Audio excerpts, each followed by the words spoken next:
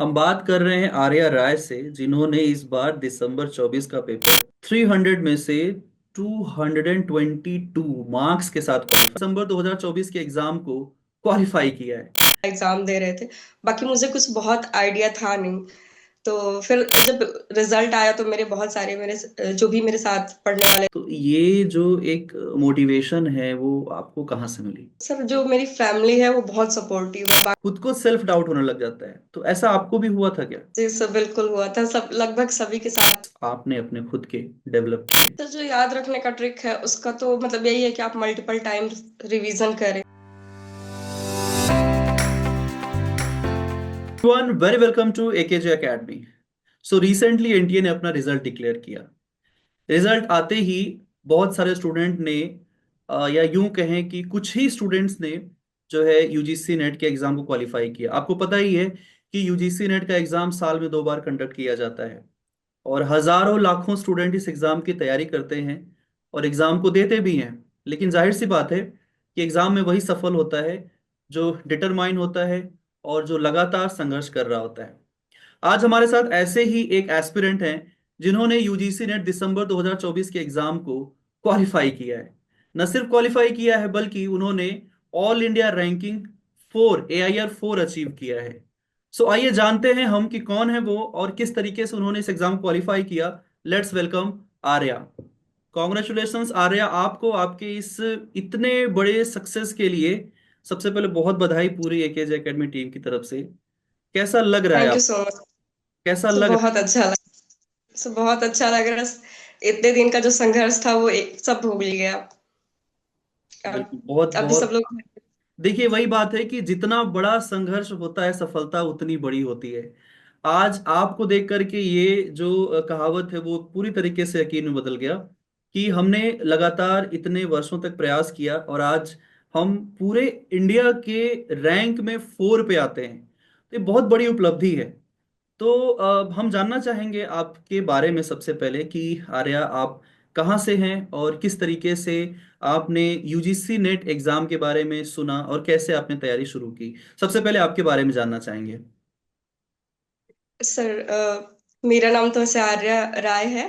बिल्कुल। और मैं यूपी के गाजीपुर जिले से बिलोंग करती हूँ। जो ओके। मेरी स्कूलिंग है वो की हुई है। उसके बाद 9th to 12th मैंने गाजीपुर से, और उसके बाद मेरा जो ग्रेजुएशन है वो वीर बहादुर सिंह पूर्वांचल यूनिवर्सिटी से हुआ है। फिर उसके बाद मैं अपने मास्टर्स के लिए इलाहाबाद यूनिवर्सिटी गई। तो वहाँ सब लोग मतलब पूरा माहौल ऐसे, सब लोग यूजीसी नेट का एग्जाम दे रहे थे। बाकी मुझे कुछ बहुत आइडिया था नहीं। तो फिर जब रिजल्ट आया तो मेरे बहुत सारे जो भी मेरे साथ पढ़ने वाले थे, कई लोगों का, किसी का नेट हुआ, किसी का जेआरएफ हुआ। फिर मुझे भी लगा कि मुझे भी जान मतलब मुझे भी इंटरेस्ट आया उसमें। तो फिर मैंने अपनी तैयारी शुरू की, सिलेबस देखा, आपके बारे में पता चला उस समय कि सर एक हैं बहुत अच्छा पढ़ाते हैं। उसी समय से मैं आपको फॉलो कर रही हूँ। तो यही था। उसके बाद पहली बार जो नेट दिया अक्टूबर 2022 वाला, तो उसमें कुछ नहीं हुआ, 2-4 क्वेश्चन से रुक गया था। नेट भी नहीं हो पाया, नहीं मैनेज हो पाया टाइम। फिर उसके बाद से दे रही थी तो लगातार नेट हुआ। तो 2 बार नेट हुआ, उसके बाद मैंने यूपीएससी की प्रिपरेशन शुरू कर दी। और उसके बाद से लगातार मैंने एग्जाम छोड़ा नहीं था, दे रही थी, साथ में इसे भी दे रही थी। लेकिन फिर लग रहा था जैसे ये भी नहीं हो रहा था, उधर भी। तो बहुत एक टाइम था कि जैसे लग रहा था कुछ नहीं हो पाएगा। फिर मैंने थोड़ा सा उसको शिफ्ट किया और फिर यूजीसी का एग्जाम जो था वो अच्छे से, मैंने सोचा कि इसको अच्छे से प्रिपेयर करके देती हूँ। फिर यही अच्छे से तैयारी की, उसके बाद दी। बहुत बढ़िया। रिवीजन पे फोकस। बहुत बढ़िया, बहुत बढ़िया। तो आपने कहा कि आप जो है प्रयागराज में रह करके इन सब चीज़ों की तैयारी करनी आपने शुरू की। तो मैं जानना जी सर। चाहूँगा कि जब आपने शुरुआत किया, जब आपने इस एग्ज़ाम के बारे में जाना कि मुझे ये एग्ज़ाम यूजीसी नेट के एग्ज़ाम को देना है और मेरा अपना सपना है, उस सपने को पूरा करना है, तो सबसे पहला जो स्टेप था आपका वो क्या था? सर, सबसे पहला स्टेप, मैंने सिलेबस देखा था। मेन सिलेबस को ही उसका प्रिंट आउट निकलवाया। फिर उसके बाद पढ़ा उसको टॉपिक वाइज। जो ओके। नहीं समझ में आता था, मेरा फ्रेंड था वो आपका बैच परचेज किया था। तो अच्छा। जो भी स्टडी मटेरियल था उससे मतलब वो दे देता था। तो फिर उससे हेल्प बहुत मिली थी। काफी अच्छा फ्रेंड था आपका। जनरली फ्रेंड्स इतनी हेल्प करते नहीं हैं आज के जमाने में, अपने नोट्स तो बिल्कुल भी शेयर नहीं करते हैं। क्या आपका एनटीए यूजीसी नेट का एग्जाम क्वालिफाई नहीं हो रहा, बार बार एग्जाम में अपीयर होने के बाद भी स्कोर इंप्रूव नहीं हो रहा, या आप चाहते हैं कि एक बार में ही आपका एग्जाम क्वालिफाई हो जाए? इन सारे प्रॉब्लम्स का एक ही सॉल्यूशन है, एकेजे एकेडमी का super scholar batch. Super scholar batch में आपको मिलता है 1-to-1 mentorship, printed study materials, test series, weekly test, monthly test, doubt sessions, e books, PhD guideship और भी बहुत कुछ जो आपको कहीं और नहीं मिलने वाला। फिर देर किस बात की, डाउनलोड कीजिए एकेजे एकेडमी ऐप और कीजिए अपने सपनों को साकार। बिल्कुल। तो आपने फिर तैयारी कैसे शुरू की? फिर आपने उन नोट्स को पढ़ा जो ऑब्वियसली क्लासेस के थ्रू आपको मिले, तो आपके फ्रेंड ने आपको दिया। जी तो कैसे आपने उसकी शुरुआत की? आपने उनको पढ़ा, अपने नोट्स बनाए, रिवीजन किया, टेस्ट वगैरह, ये सब का प्लानिंग कैसे किया आपने? सर, मतलब मैंने पहले पीडीएफ को अच्छे से पढ़ा, कई सर बहुत बार पढ़ा, एक एक दो बार नहीं, मतलब कई बार उसको मल्टीपल रिवीजन किया। हम्म। बाकी जो अगर कुछ क्लियर नहीं हो पाता था तो उसके लिए, जैसे फिजिकल ज्योग्राफी के लिए मैंने सविंद्र सर की बुक पढ़ी थी। हम्म। और थॉट हो गया, उसके लिए माजिद हुसैन सर की बुक पढ़ी थी। तो हम्म। जैसे जहां जरूरत पड़ती थी वहां पे बुक भी पढ़ती थी। और ऐसे पीडीएफ मैंने पढ़ा, फिर अपना नोट्स बनाती थी अलग से। उसके बाद धीरे धीरे उसको कंसाइज करके शॉर्ट नोट्स में किया, क्वेश्चन सॉल्व किया पीवाईक्यू से। फिर धीरे धीरे ऐसे ही मतलब प्रिपरेशन कर रही थी। और ओके। इसमें बार बार नहीं हो पा रहा था, तो फिर मतलब मुझे लगा, मेरे भैया भी ऐसे थे कि तुम पढ़ तो रही हो नहीं रहा है। तो फिर उन्होंने कहा कि जैसे मेरी एक आदत थोड़ी सी गलत है कि जब मैं पढ़ती हूँ तो फिर एक ही सब्जेक्ट को लगता है कि थोड़ा काफी टाइम दे देती हूँ। हम्म। तो फिर उन्होंने एक सब्जेक्ट से, मतलब एक यूनिट से तो तुम्हारा कुछ होने वाला है नहीं। उसके बाद वही था कि फिर मैनेजमेंट सारे यूनिट को मैंने प्रॉपर ध्यान दिया। तो फिर ये रिजल्ट भगवान की कृपा से फिर बिल्कुल इसे बिल्कुल, देखने को। भगवान की कृपा, देखिए भगवान की कृपा तो बिल्कुल होती ही है, ईश्वर की कृपा के बिना कहाँ फूल पत्ती हिलते ही हैं। लेकिन उसमें आपकी जी मेहनत थी, मेहनत को हम जो है बिल्कुल भी दरकिनार नहीं कह सकते। तो जब तैयारी आपने शुरू की, ये आपका कौन सा अटेम्प्ट था आपने एआईआर रैंक के साथ क्वालिफाई किया? अटेम्प्ट तो मेरा ये सिक्स्थ अटेम्प्ट था। पहले में कुछ नहीं हुआ था, और बाकी चार लगातार नेट हुआ। और ये सिक्स्थ में ये सिक्स्थ अटेम्प्ट है आपका। अटेम्प्ट। बहुत पेशेंस की जरूरत होती है जब इतने इतने ज्यादा बार आप जो है नेट क्वालिफाई हो जाते हो, फिर लास्ट में आकर के जेआरएफ क्वालिफाई होता है। सक्सेस तो बहुत कई बड़ा है, बार भी डेफिनेटली सक्सेस बहुत बड़ा है, ये हर स्टूडेंट चाहता है कि उसका भी रैंक आए। मेरे क्लास में सभी स्टूडेंट कहते हैं सर मुझे भी रैंक ले आना है। तो मैं तो उनको बताता ही हूँ कि क्या चीजें करनी चाहिए रैंक लाने के लिए, लेकिन मैं जानना चाहूंगा आपसे कि आपकी क्या अलग स्ट्रेटजी थी, या फिर ऐसे ही जनरल जैसे सभी स्टूडेंट्स पढ़ाई करते हैं आपने भी वही रास्ता अपनाया, या अपने रास्ते को खुद आपने बनाया?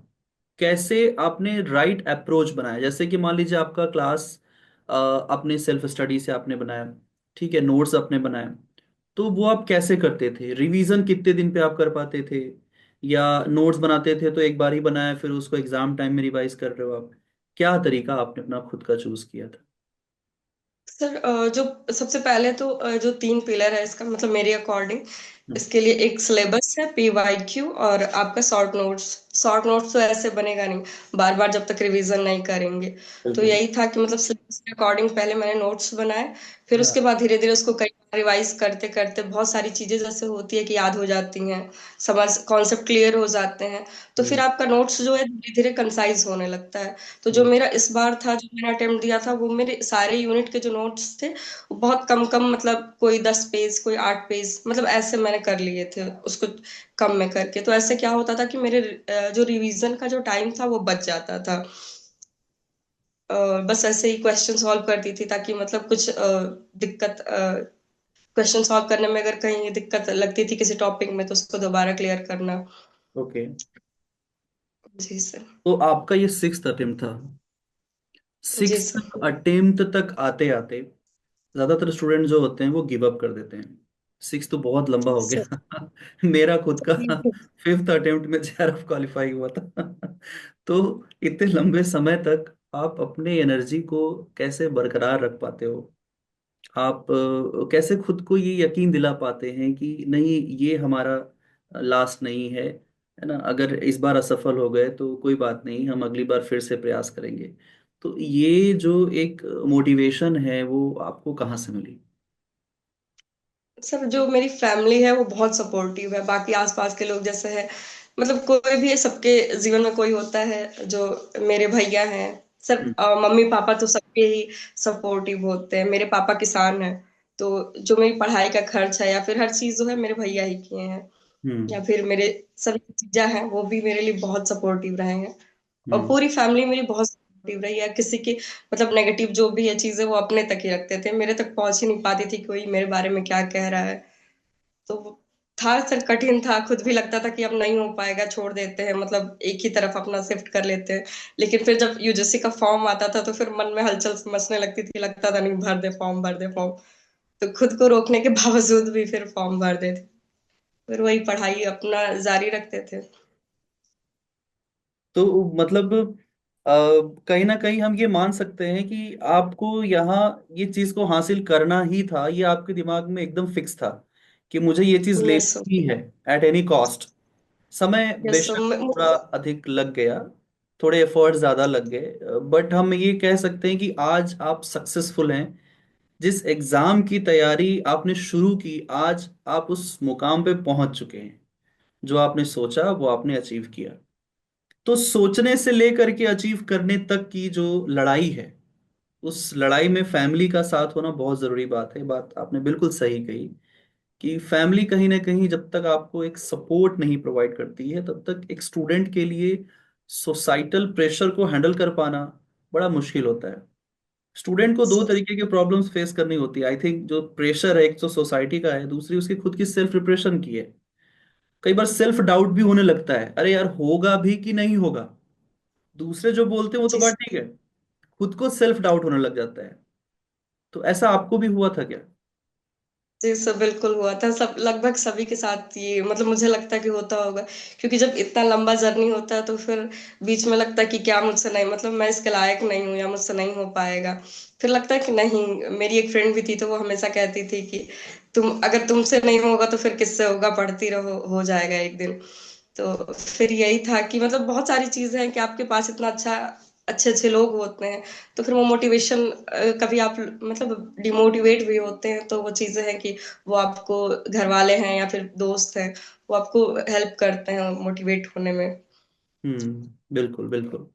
अच्छा, अब हम आएंगे थोड़े रिसोर्सेज के ऊपर, जो स्टडी मटेरियल से आपने से कुछ बुक्स के नाम बताए। तो जैसे अपने ज्योग्राफी के फिजिकल सेक्शंस को कवर किया होगा डेफिनेटली सविन सिंह की बुक से।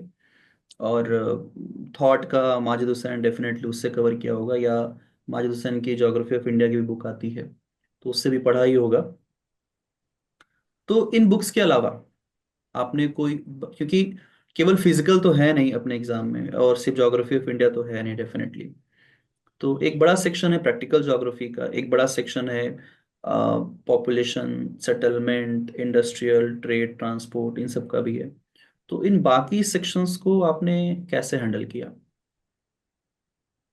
सर मतलब जैसे होता है कि जैसे जैसे टाइम आपका बढ़ते जाता है आपके रिसोर्सेज बढ़ने लगते हैं, कि ये मतलब कोई एक रिसोर्स तो रह नहीं जाता है। लेकिन फिर भी जैसे कुछ चीजें होती थी, अगर मैं ईमानदारी से बता रही हूँ सर, ऐसा कुछ है नहीं। हाँ हाँ, लेकिन बिल्कुल। जो आप एग्जाम देने के बाद या कोई पहले देख ले उसको और बाद में एग्जाम देने के बाद आकर के देखे, तो आप पूरा भरोसा हो जाता है कि सर के पीडीएफ पे अगर मैं पढ़ लूं अच्छे से तो मतलब मेरा काम बन जाएगा। और मैंने वही किया, मतलब उस पर पूरा भरोसा करके आपके पीडीएफ से पूरा पढ़ा और फिर उसका नोट्स बनाया। बाकी फिजिकल ज्योग्राफी ये सब जो मैंने बताया, कुछ यूनिट्स मैंने बुक से की थी, और बाकी जो कुछ यूनिट्स थी मैंने बुक नहीं पढ़ी थी, क्योंकि और सर ऐसे जो लगातार जैसे एग्जाम रहते थे तो टाइम भी कम रहता था। हम्म। बिल्कुल सही बात कही आपने। तो अच्छा, जैसे कि जैसे मेरी आप तैयारी। माने इस चीज को कि देखिए, पढ़ना एक चीज है कि हम पढ़ते तो हैं ही, सभी लोग पढ़ते हैं, सारे स्टूडेंट्स पढ़ते हैं। तो क्या पढ़ने का क्या तरीका, आप सिर्फ रीड करते थे, या आप उनको कहीं पर लिखते भी थे, या कैसे आप चीजों को याद रखते थे? ये बड़ा सवाल होता है स्टूडेंट का कि सर याद नहीं होता है। पढ़ तो लेते हैं बट चीजें याद नहीं, वो भूलने लग जाती हैं। डेफिनेटली आपके साथ भी हुआ होगा। ज्योग्राफी पेपर वन बहुत बहुत बड़ा सेक्शन है। तो आपने कैसे इन चीजों को ओवरकम किया, क्या टैक्टिक्स आपने अपने खुद के डेवलप किए? तो जो याद रखने का ट्रिक है उसका तो मतलब यही है कि आप मल्टीपल टाइम रिवीजन करें। उसके अलावा मतलब जो भी है मैं लिख लिख करके याद करती थी, जो भी जैसे फैक्ट कुछ रहता था तो उसको अलग से लिख लेती थी। बार बार उसका रिवीजन करना ताकि उसको भूल ना पाए। फिर भी कुछ चीजें होती है भूल जाती हैं। वही कॉन्सेप्ट में तो कुछ ज्यादा भूलने वाला रहता नहीं है। तो हम्म। फैक्ट एक अलग कॉपी बनाई हुई थी, उसमें जितने भी फैक्ट जैसे कुछ चीजें याद रखने वाली होती थी, जैसे ईयर हो गया या फिर कुछ ऐसा मतलब जो हमको याद रखना है उसको अलग से नोट कर लेती थी। बाकी जब मैं पढ़ने बैठती थी तो सबसे पहले उसी को पढ़ती थी, ताकि बार बार जब मैं पढूं तो फिर वो चीजें मेरे दिमाग में मतलब रह जाए। तो उसका बहुत फायदा मिला था। तो हमें रिवीजन करना ही करना है। हमें यस रीडिंग के साथ हार्ड। साथ हमें रीडिंग के साथ साथ हमें चीज़ों को लिखते भी रहना है। नोट्स टाइप की चीज़ें थोड़ी बहुत, और कोशिश ये करनी है कि हम उसके quick notes, short notes type की चीज़ें बना सके। तो शॉर्ट नोट यस जो आपने बनाया, जैसा आपने कहा पीडीएफ ने काफ़ी हेल्प किया आपको, तो पीडीएफ से आपने शॉर्ट नोट्स बनाए। तो वो नोट्स ने आपको सबसे ज़्यादा हेल्प कौन से लेवल पे किया, कहाँ पर किया? सॉरी सर, मैं समझ नहीं पाई। जो नोट्स आपने बनाए शॉर्ट नोट्स वगैरह पीडीएफ वगैरह से, तो जी सर। उनको आपने पढ़ा शॉर्ट नोट्स को, तो वो कौन से लेवल पे, जैसे एग्जाम के पहले आपको सबसे ज्यादा उससे हेल्प मिला, या ड्यूरिंग प्रिपरेशन हेल्प मिला, किस स्टेज पे आपको लगता है कि ज्यादा बेनिफिशियल है वो? जब हम एग्जाम देने बैठते हैं तो जैसे बहुत सारी चीजें होती हैं जो आपकी वन लाइनर होती हैं, जो हम्म। तुरंत याद आ जाए, जो तुरंत किया जा सके। तो जब हम शॉर्ट नोट्स बना के पढ़ते हैं तो वो चीजें हैं कि वहाँ टाइम आपका जब जो बच जाता है, जो तो आप उस जो बचा हुआ टाइम है वो ऐसे क्वेश्चन जो एनालिटिकल क्वेश्चंस होते हैं वो भी आजकल बहुत आते हैं। तो वो जो टाइम होता है वो बच के एनालिटिकल क्वेश्चंस में आप लगा सकते हैं। हम्म। और जो कॉन्सेप्ट तो सर क्लियर होना ही चाहिए। विदाउट कॉन्सेप्ट क्लियर के केवल फैक्ट पे तो हम बेस्ड हो नहीं सकते कि केवल फैक्ट रट के हम जाएं और एग्जाम दे लें। हम बात कर रहे हैं आर्या राय से, जिन्होंने इस बार दिसंबर 24 का पेपर 300 में से 222 मार्क्स के साथ क्वालिफाई किया है। 222 विथ 99.99 परसेंटाइल के साथ, विच stand rank 4 across India subject geography की अगर हम बात करें तो इतना अच्छा रैंक लाना अपने आप में कहीं ना कहीं बहुत हार्ड, और बहुत ज्यादा अपने स्टडी के साथ ना लगे रहने वाली चीज है कि आप उसको छोड़ नहीं रहे हो, आप एक तरीके से अपने ड्रीम को नहीं छोड़ रहे हो, मेहनत लगातार कर रहे हो आप। हर स्टूडेंट का सपना होता है कि इतने मार्क्स वो ला पाए। मैं जनरली अपने क्लासेस में यही कहता हूं कि अगर आप, इफ एनी स्टूडेंट, उनके पास अगर 110 क्वेश्चंस करेक्ट हैं, 110 150 में से, तो वही है सेम 220 अगर आप ले आते हैं, तो आप कभी भी किसी भी तरीके से जेआरएफ क्वालिफाई कर ही जाओगे। कट ऑफ कितना भी चला जाएगा, उससे ऊपर कभी जीवन में नहीं जाने वाला है। तो आज इंडिया में 40,000 से ज्यादा स्टूडेंट जो हैं वो ज्योग्राफी सब्जेक्ट का एग्जाम दे रहे हैं, 40,000। उसमें से जनरल कैटेगरी में केवल सिलेक्शन 78 स्टूडेंट्स के हुए हैं, केवल 78 के।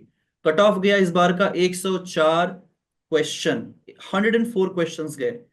तो 104 क्वेश्चंस तक पहुंचने के लिए केवल और केवल आप एक दो यूनिट्स के ऊपर पूरी तरीके से डिपेंड नहीं रह सकते। इवन दो अगर आपका पेपर वन बहुत आउटस्टैंडिंग है, ज्योग्राफी वीक है, ज्योग्राफी बहुत आउटस्टैंडिंग है, पेपर वन वीक है, तो भी क्वालिफाई करना बड़ा मुश्किल है। दोनों ही सब्जेक्ट्स को एक बैलेंस के साथ लेके चलना पड़ता है। आपने भी ये बैलेंस डेफिनेटली बनाया होगा। पेपर वन में किस तरीके का क्या अप्रोच था आपका? सर पेपर वन में कुछ यूनिट्स जो थे जैसे डीआई हो गया और कॉम्प्रिहेंशन और रीजनिंग और मैथमेटिकल जो रहता है, मैथमेटिकल रीजनिंग था। इसका मैंने अलग से कुछ समय मतलब रखा था, 45 या मतलब 1 आवर तक की मैं उसको सॉल्व रोज ही करती थी। रोज मतलब सर जब एग्जाम नजदीक होता था तब ये सॉल्व करती थी। हम्म। सर यूट्यूब पे बहुत सारे वीडियोस पड़े होते हैं फर्स्ट पेपर के, जैसे पैटर्न बदल रहा है, तो फर्स्ट पेपर का मेरा मेन ये था कि जो पिछले एग्जाम के जो पीवाईक्यू थे हम्म। उसको मैंने सारे पीवाईक्यू सॉल्व किए, और जो भी टॉपिक आए थे पिछले साल में उन टॉपिक को क्लियर किए। सर मेनली मेरा जो दोनों फर्स्ट पेपर हो या ज्योग्राफी हो, मेरा फोकस कॉन्सेप्ट पे ही रहता था कि जो भी प्रीवियस ईयर जो क्वेश्चन आए हैं उससे उस टॉपिक को मतलब मेरा कॉन्सेप्ट क्लियर रहे। नहीं बिल्कुल, देखिए कहीं ना कहीं previous year question paper definitely आप उसको इग्नोर नहीं कर सकते। आपको एग्जाम का पैटर्न ही नहीं पता है तो आप उसको कैसे सीधा एग्जाम में जाकर कैसे फेस करोगे। सो डेफिनेटली पेपर वन हो गया, पेपर टू हो गया, हमें दोनों के ऊपर बराबर समय देना चाहिए, बराबर प्रैक्टिस करनी चाहिए। तो कहीं ना कहीं आपने जो है प्रीवियस ईयर पेपर्स को भी पढ़ा। इस साल अगर देखें हम ज्योग्राफी, काफी प्रीवियस ईयर के क्वेश्चंस आए थे, यस सर। है ना, काफी क्वेश्चंस आए थे। तो हम उसको इग्नोर नहीं कर सकते, प्रीवियस ईयर के लिए हमें कहीं ना कहीं कुछ ना कुछ फॉलो जरूर करना चाहिए। तो मैं ये जानना चाहूंगा आपसे कि एग्जाम आपका ये सिक्स्थ अटेम्प्ट था, तो एग्जाम के ठीक पहले जैसे 30 डेज या 20 डेज या 15 डेज पहले आपने कुछ खास किया, या वही सारा पैटर्न जो आप लगातार फॉलो कर रहे थे उसे ही आपने कैरी फॉरवर्ड किया? सर लगभग 20 दिन पहले मैंने मतलब जितने भी नोट्स पहले क्या मेरा होता था कि मतलब पढ़ते रहती थी, नोट्स भी रहता था, मतलब ये लगता था कि सब पढ़ लूं। लेकिन लास्ट में मुझे ये लगा कि जो 20 दिन लास्ट जो बचे थे, मैंने अपने सारे नोट्स उठाए जितने भी पढ़े थे, उसको उठा करके, और फिर उस जो भी मुझे लगता था कि मुझे ये चीजें याद रखने वाली है, एक कॉपी ली और उसी में नोट करते गई, पढ़ते गई कई बार। और सर मेनली यही था, शॉर्ट नोट्स ही बहुत हेल्पफुल रहा मेरे लिए। सो सबकी जर्नी अलग अलग होती है, सबके लिए अलग अलग चीजें इफेक्टिव होती हैं। मेरे लिए शॉर्ट नोट्स बहुत हेल्पफुल रहा। बेशक। बिल्कुल सही कहा आर्या ने भी, और मैं भी ये बात से बहुत एग्री करता हूँ। मैं क्लास में हमेशा सबको ये कहता हूँ जब भी अपनी क्लासेस होती हैं एप्लीकेशन पे, तो कि नोट्स जरूर बनाइए। आप जो कुछ भी पढ़ें उसे लिखिए जरूर, कम से कम अगर आप एक बुक का पेज पढ़ रहे हैं उसमें 40 लाइन्स हैं, उसको कंसाइज करके आप 2 3 4 लाइन्स में ले आओ, this is a short notes. Bullet points को नोट यस सर। करिए, कीवर्ड्स को नोट करिए, इन सब चीज़ों से ही आप एग्जाम को टारगेट कर पाओगे, क्वालिफाई कर पाओगे। बहुत बहुत शुक्रिया आर्या आपका, आपने बेहतरीन स्ट्रैटेजी जो है हमारे सभी स्टूडेंट के साथ शेयर की। आशा करता हूँ सब लोग ये बात को समझेंगे कि अगर एग्जाम क्वालिफाई करना है तो कितनी गहराई में उतरना पड़ेगा, और जब तक आप गहराई में नहीं जाएंगे तब तक वो मोती कहाँ मिलेंगे आपको। तो मोतियों को पाने के लिए बहुत गहराई में जाना पड़ेगा, उसके लिए बहुत डेडिकेशन की ज़रूरत है, उसके लिए बहुत ज़्यादा आपको अपने गोल के साथ, मतलब अपने खुद के लक्ष्य के साथ आपको टिके रहने की ज़रूरत है। Thank you so much Arya. हम एकेजे एकेडमी टीम की तरफ से आपको ढेर सारी शुभकामनाएं देते हैं। आपने और इतना सर अच्छा स्कोर किया इस बार, और AIR रैंक 1 आपका आया, सॉरी AIR रैंक 4 आपका आया है।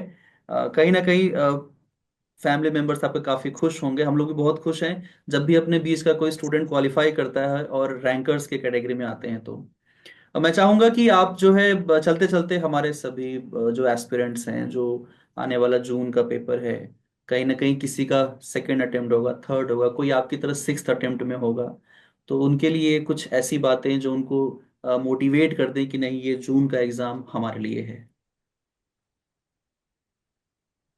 सर अपने आप पे भरोसा रखना बहुत जरूरी है, चाहे वो फर्स्ट अटेम्प्ट हो या फिर आपका कोई सा भी अटेम्प्ट हो, क्योंकि इसमें लास्ट अटेम्प्ट तो कोई होता नहीं है। तो बाकी सबकी बात ना सुने। अब हाँ, हार्डवर्क का कोई सब्स्टिट्यूट है नहीं, तो आपको हार्डवर्क तो करना ही पड़ेगा। बाकी अपने ऑथेंटिक सोर्स जो है वो फॉलो करते रहें, जो भी पढ़ना है ईमानदारी से पढ़ें, और अपने आप पे भरोसा रखें। बिल्कुल बिल्कुल, ईमानदारी और भरोसा दो सबसे बड़ी चीज़ है एक विद्यार्थी की।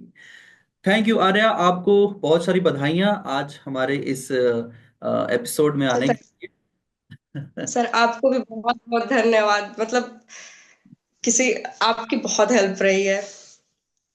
नहीं बिल्कुल बिल्कुल, मेरी कोशिश रहती है आप सभी लोगों को वो रिसोर्सेज प्रोवाइड करने की जो मैंने अपने विद्यार्थी जीवन में मिस किया। बहुत ज़्यादा कमी रहती है जब हमें रास्ते पता नहीं होते हैं, क्या करना है कैसे करना है स्पेशली।